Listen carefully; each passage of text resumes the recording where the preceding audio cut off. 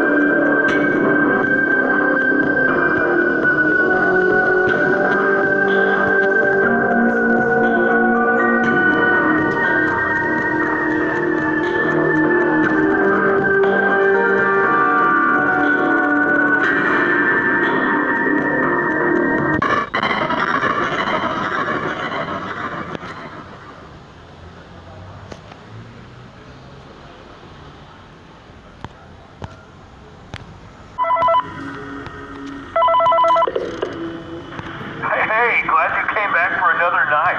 I promise it'll be a lot more interesting this time.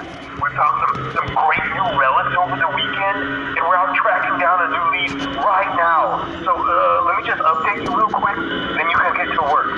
Like, the attraction opens in like a week, so we have to make sure everything works and nothing catches on fire. When the place opens, people will come in at the opposite end of the building and work their way toward you, then past you and out the exit.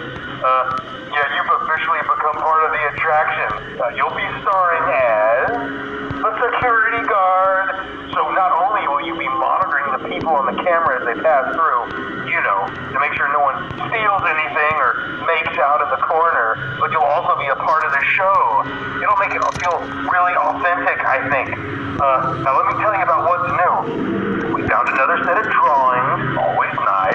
the Foxy Head, which we think could be authentic.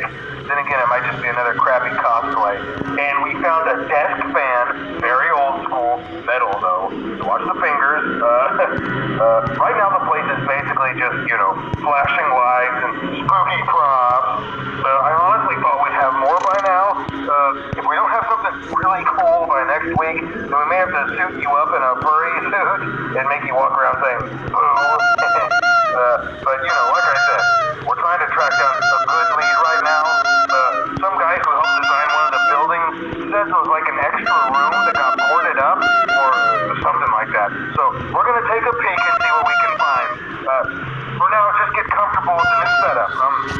You can check the security cameras over to your right with the click of that blue button. You can toggle between the hall cam